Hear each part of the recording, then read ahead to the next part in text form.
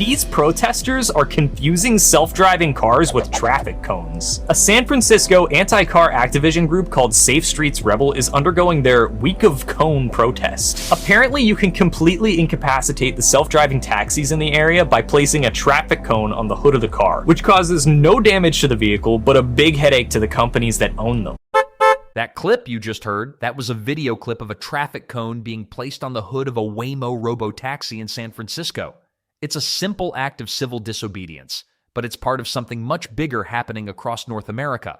Good morning and welcome to Auto Intelligence. Whether you're starting your day with fresh thinking and your favourite morning brew or catching up later, we've got the industry insights that matter. I'm Claire. And I'm Steve. We're both part of the Auto Agentic team. And this is the show where we explore the intersection of automotive innovation, artificial intelligence, and the real world where rubber meets the road. New episodes drop every Tuesday, Thursday, and Saturday, and we want to thank our growing audience for joining us on this journey. Your engagement and feedback keep pushing us to dig deeper into the stories that really matter. Auto Intelligence is produced by Auto Agentic AI, and today we're tackling a story that goes far beyond the typical tech headlines. We're talking about what happens when autonomous vehicles meet actual communities, and why some of those communities are literally fighting back. Steve, when we think about autonomous vehicles, the narrative is usually pretty straightforward. Tech companies promise safer roads, reduced emissions, better accessibility.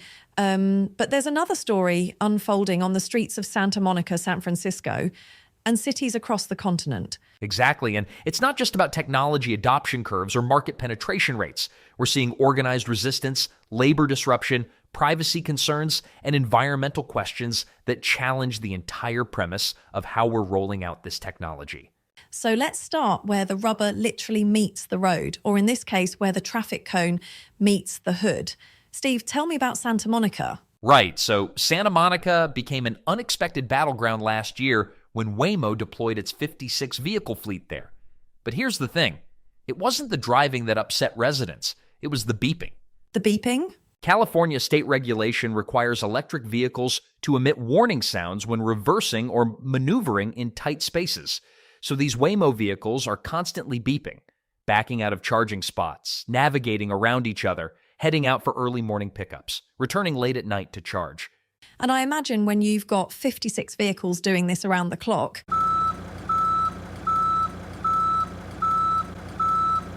The LA Times reported residents describing it as relentless noise pollution. But here's where it gets interesting from a human behavior perspective. Instead of just complaining, neighbors started taking direct action. They began stacking or coning the vehicles, placing construction cones or other objects on the hoods. Which effectively disables them, right? Because the safety protocols... Exactly. The vehicles are programmed to stop if obstructed, so they just sit there frozen until Waymo staff manually reset them. It's actually a brilliant form of protest when you think about it, using the technology's own safety features against itself. But this escalated beyond traffic cones, didn't it? Unfortunately, yes. In June 2025, during what were called No Kings protests in Los Angeles, at least 5 Waymo vehicles were torched. The company had to suspend service not just in Southern California, but also in San Francisco, Austin, Atlanta, and Phoenix. That's a dramatic escalation from noise complaints to arson. What's driving this level of anger? I think it goes deeper than just the immediate inconvenience. When I look at the community responses, I see anxieties about loss of local control over public spaces, frustration with what feels like opaque deployment processes, and a sense that regulatory systems favor corporate interests over community input. There's something almost symbolic about the traffic cone protest, isn't there? It's such a simple human response to complex technology. One resident told Fox Business, "We've reached out to the city, we've called Waymo. Now, some are trying unconventional tactics." That quote really captures the progression of frustration. Traditional channels weren't working, so people found their own way to be heard. But Claire, this raises a fundamental question about how we deploy disruptive technology in communities. New at 11, they say their neighbors are too noisy. Only the new neighbors aren't people. They're Waymo cars honking in a parking lot. And neighbors say it's keeping them up all night. NBC Bay Area's Alyssa Gord shows us what they're seeing and hearing.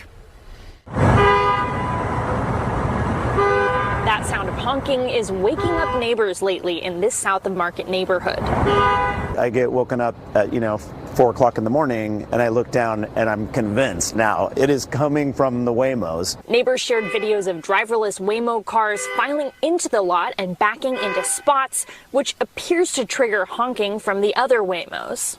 Which brings us to the trust issue, because even beyond the noise and the protests, there are legitimate safety concerns that feed into this resistance. Absolutely.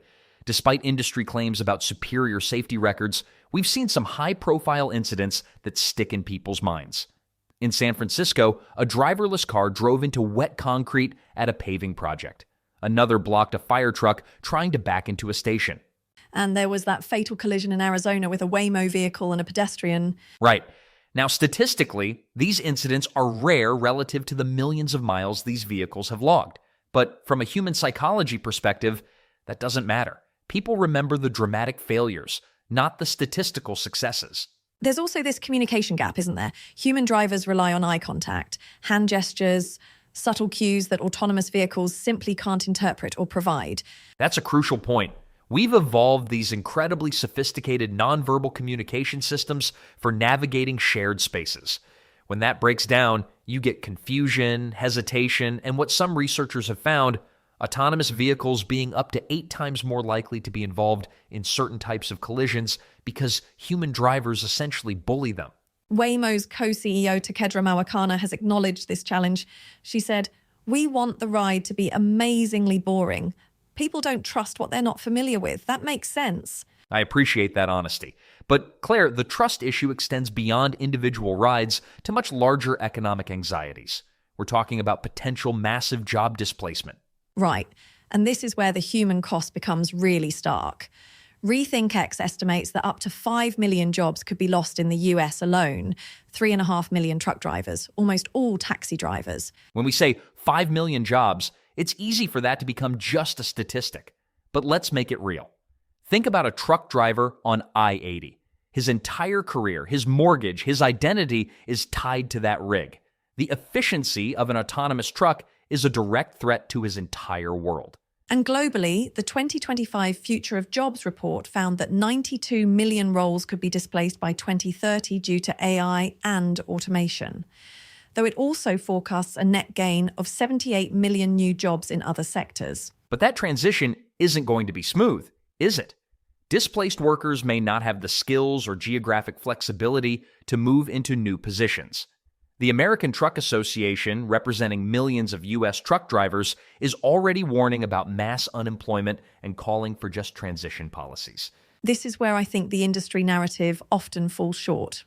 We hear about job creation in tech and logistics, but we don't hear enough about the human cost of transition, the loss of dignity and economic security that comes with losing a profession you've built your life around. And it's not just about individual workers. Entire communities built around transportation hubs could be affected. Think about truck stops, motels, diners along major freight routes. You're listening to Auto Intelligence, brought to you by Auto Agentic, the platform transforming automotive retail with intelligent, human-centered AI. What sets Auto Agentic apart is our understanding that true innovation isn't about replacing human expertise. It's about amplifying it. Just like the autonomous vehicle debate we're discussing today, the key is finding the balance between technological capability and human needs. Because whether we're talking about dealership operations or autonomous vehicles, the question isn't just can we do this, but should we do this, and how do we do it responsibly? Learn more at autoagentic.ai. Now, back to today's topic. Claire, we've talked about community resistance and job displacement, but there's another layer to this story that I find particularly troubling: the privacy and surveillance implications. Right, because these vehicles are essentially mobile data collection platforms. They're equipped with cameras, sensors, GPS tracking, constantly recording and processing information about passengers, pedestrians, and the surrounding environment. And while that data is essential for safe operation, it raises significant questions. Those cameras can record faces, license plates, activities inside nearby homes. Advanced facial recognition or license plate tracking could identify individuals without their consent. There's also the cybersecurity risk. Back in 2015, hackers demonstrated they could remotely access and disable a Jeep's braking and steering systems. Imagine that vulnerability in a fully autonomous vehicle. As these vehicles become more connected, the potential for cyber attacks, data breaches, and misuse of personal information grows exponentially. We're essentially asking people to trust not just the technology, but the entire digital infrastructure supporting it. And here's where the AI component becomes really critical to understand. Steve, when we talk about autonomous vehicles, we're really talking about artificial intelligence making split-second decisions that could affect human lives. Exactly. Every time that car brakes unexpectedly or hesitates at an intersection, there's an AI system processing thousands of data points and making decisions based on algorithms programmed by humans. The question is, what values are embedded in those algorithms? This brings us to what philosophers call the trolley problem. If an autonomous vehicle faces an unavoidable crash, should it prioritize the lives of passengers or pedestrians? MIT's Iyad Rahwan found that people buying these cars want vehicles that prioritize the passenger, while regulators often seek to protect pedestrians. The moral machine experiment, which crowdsourced ethical decisions from millions of participants, revealed deep cultural and personal divides on these questions. So we're essentially asking AI systems to make moral decisions that humans can't agree on ourselves. And those decisions are being made by algorithms trained on data that may not represent the full diversity of human values and experiences. There's a real risk that these systems embed the biases of their creators. Which connects to the equity question. Autonomous vehicles are often promoted as benefiting people with disabilities, seniors, and underserved communities. But research from the University of Minnesota warns they could just as easily worsen existing inequities. Professor Yingling Fan's study highlighted concerns about excluding those without smartphones or credit cards, poor service in low-income areas where profit margins are thin, and inaccessible vehicle design for people with mobility impairments. BCG simulations suggest shared autonomous vehicles could reduce transportation costs by 13% and road fatalities by 37% on average. In high-density cities like New York, fatalities could drop by 53%. Those are compelling numbers, but they assume equitable deployment and access. If autonomous vehicles primarily serve affluent areas and tech-savvy users, they could create a two-tiered transportation system. And then there's the environmental question, which I think might surprise some listeners. We often hear about autonomous vehicles as a solution to urban pollution and climate change. Right, especially when they're electric and enable shared mobility. BCG estimates energy use could decline by 12% as shared autonomous vehicles replace private cars and encourage more mass transit and walking. But new research from MIT reveals a hidden cost. The computing power required for autonomous vehicles could generate as much greenhouse gas as all the world's existing data centers, equivalent to the annual emissions of Argentina. Soumya Sudhakar, the study's lead author, warns that if 95% of the global fleet becomes autonomous by 2050, hardware efficiency would need to double every 1.1 years to prevent emissions from spiraling out of control. So we could end up in a situation where we've solved the tailpipe emissions problem but created a massive computing emissions problem. It's a perfect example of how complex these technology transitions really are. Solutions in one area can create problems in another. And all of this is happening in a regulatory environment that's frankly struggling to keep up. The US doesn't have comprehensive national standards for autonomous vehicles. We have a patchwork of state and local regulations. California has its permitting system, but approaches vary widely across states. The National Highway Traffic Safety Administration has begun requiring crash reporting and has recall authority, but hasn't established comprehensive safety standards. This regulatory uncertainty creates confusion for companies, communities, and consumers. It also means that communities like Santa Monica are essentially becoming testing grounds without necessarily having a say in that process. Which brings us back to where we started.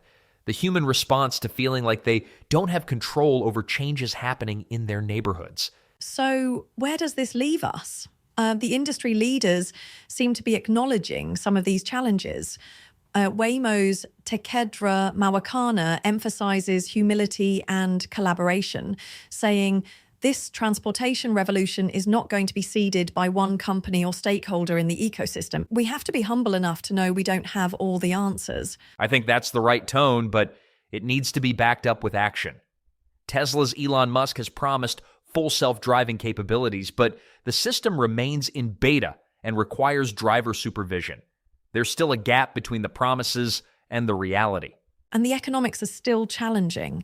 The cost of outfitting vehicles with Waymo's sensors and computers is estimated to be anywhere from over $100,000 to $200,000 per vehicle. These high costs impact the business model. The industry is still working to find the right balance between technology investment and profitability. Both Uber and Lyft have actually sold off their autonomous vehicle divisions to focus on partnerships with companies like Aurora Innovation and Motional. That tells us something about the complexity and timeline of this transition. I think it tells us that the industry is starting to recognize that this isn't just a technology problem, it's a human and social problem that requires different approaches. So as we wrap up today's discussion, I keep coming back to something Waymo's Mawakana said.